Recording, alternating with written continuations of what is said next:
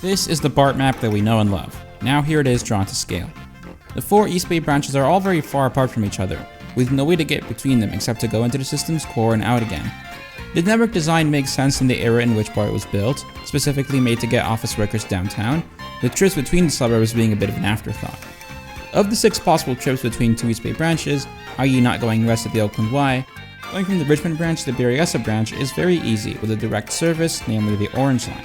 Going from Richmond to Antioch is a bit of an annoying but still doable transfer at MacArthur, and then 3 more have much simpler transfers that merely involve either crossing the platform or waiting at the same track for only a couple minutes. And that leaves us with 1 more, from Antioch to Dublin. To do this, you'd need 2 transfers. While both fairly quick, it's still inconvenient, not least because you accumulate so much distance. Wouldn't it be great if there was a way to travel between these 2 branches without going all the way into Oakland?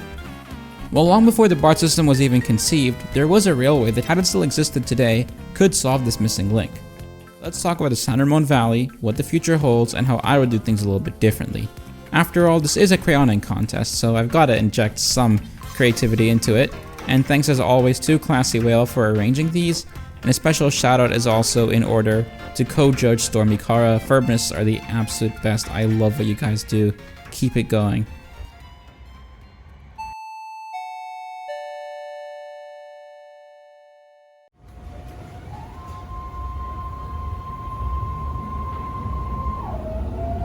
So before we start, let's get situated.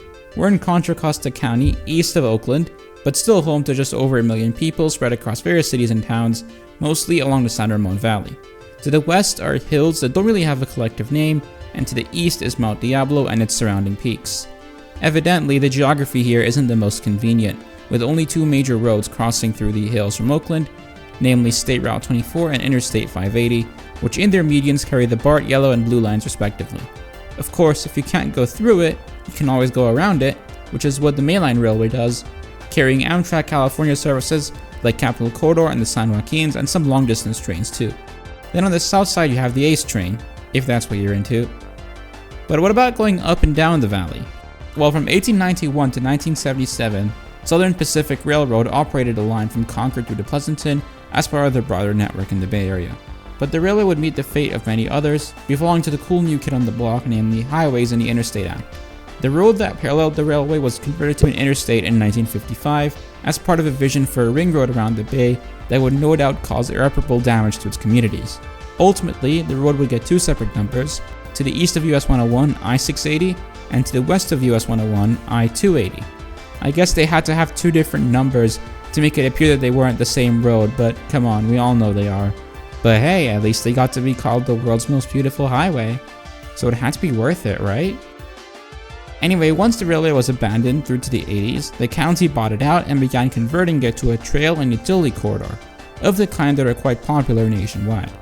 It was named the Iron Horse Regional Trail from a term that was commonly used to refer to railways in the 19th century, and the hope was that some kind of rail service would come back someday.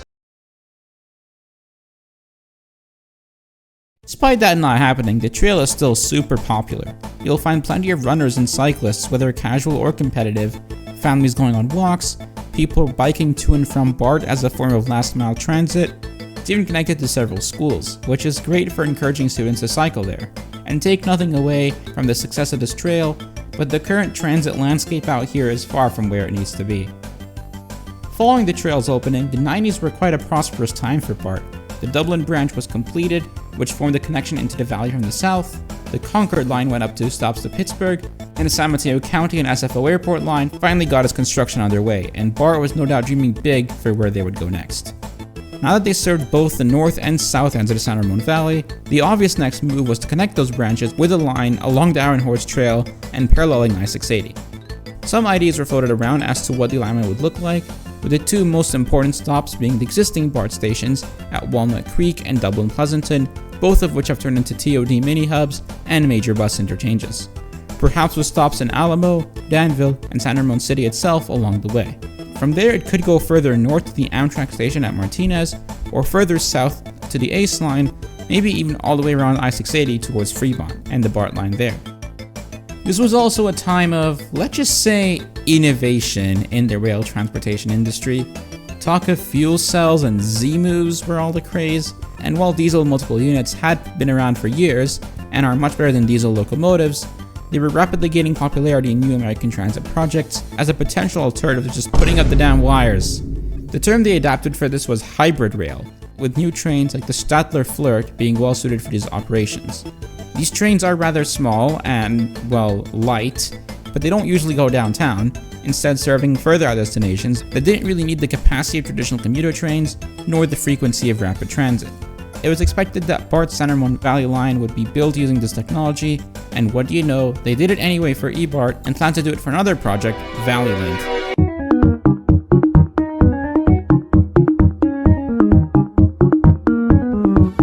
Now, Valley Link is an impersonation of a transit project.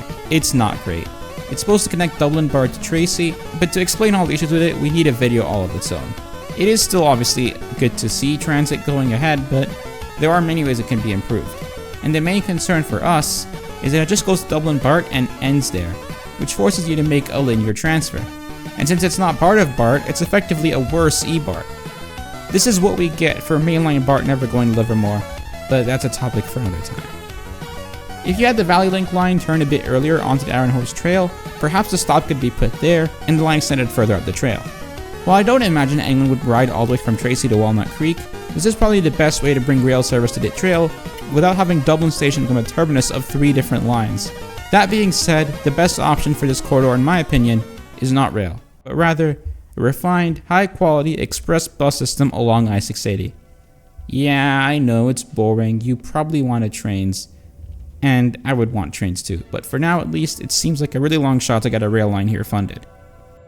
Just for fun, I went through the most recent BART ridership report to find out how many people are already making trips that will be faster with a line on this new corridor.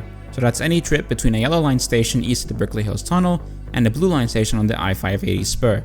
The total number of trips is 2,617. Not per day, not per week, but per month. That's less than 100 a day from all of these station pairs combined.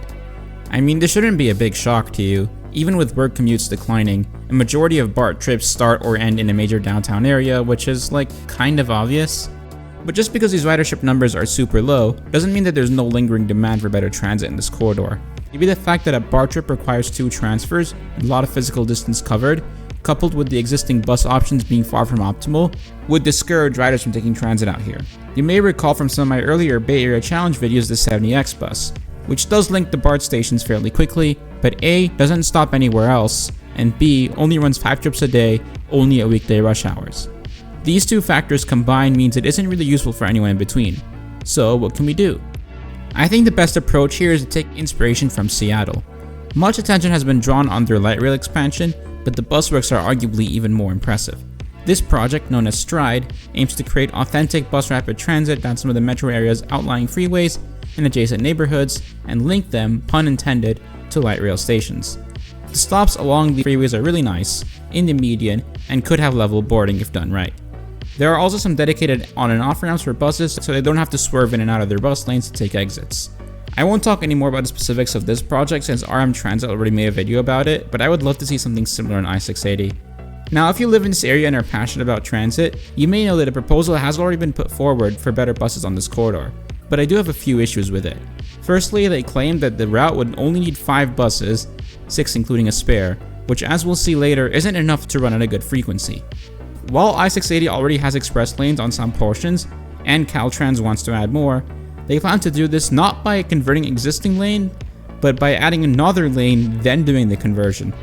As the advocacy group Transformer pointed out, huge shout out to them by the way, going one more lane bro with an express lane doesn't actually lead to fewer vehicle miles traveled than just adding a regular lane.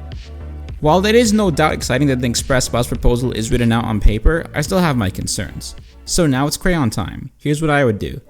First of all, we have to serve all 4 major rail lines on this stretch. The route would start at Martinez Amtrak, work towards I-680, stop at both Pleasant Hill and Walnut Creek BART stations, continue down to Dublin, then end at Pleasanton Ace. Now let's fill in the gaps. Between Martinez and Pleasant Hill, there are a few landmarks of note. First up is Pacheco Transit Center, which is pretty underused right now, but would get a big boost from this service, that's for sure. Then you have the Sun Valley Mall, adjacent to the Diablo Valley Community College. Those 2 stops, plus Pleasant Hill BART up next, would be stride-like median stops with footbridges to get you onto the streets. The Pleasant Hill stop is unfortunately a couple minutes walk from the Bart station, but it's a trade-off we'd have to make for speed. Though to make up for it, at Walnut Creek Bart, we exit the highway on a dedicated ramp into the Bart station, which is a much larger bus interchange, and given the variety of connections that can be made here, we probably want to stop and wait for a few minutes, which also gives the operator a chance to take a quick breather. South of Walnut Creek, we have some more options for stops. A median stop next to the Danville Park and Ride, and a dedicated bus ramp to San Ramon Transit Center and the adjacent Bishop Branch. Then we get back onto I-680, exiting a Dublin Boulevard towards the Bart station, then go a short distance to Hacienda Business Park, and one final push to Pleasanton Ace. All in all, the bus travels 37.5 miles each way, and based on my estimates, including a 5-minute wait at Walnut Creek, we'd be looking at a trip of an hour and a half each way, excluding layover time at the termini. This does seem rather long, so let's try simplifying things to be more efficient with our buses. First of all, Martinez Amtrak doesn't get a ton of service, so maybe only half the buses go that far, with the other half ending at Walnut Creek. Now yes, I know 40-minute frequency is very bad and is not ideal, but we have to maintain 20-minute base to be consistent with Bart, so it's either 40 minutes or an hour, and I think 40 minutes is better, obviously. Also, we'd probably want to only serve Pleasanton Ace during peak hours when the Ace train, actually runs. So putting that all together, to maintain 20-minute frequency on the core of the route, i.e. between Walnut Creek and Dublin, we would need at least 8 buses to achieve that, which is obviously way more than the 5 that was proposed, which leads me to believe that what we'll actually get probably won't run at the best of headways. So that's a rough idea for how the route could look, but why stop there?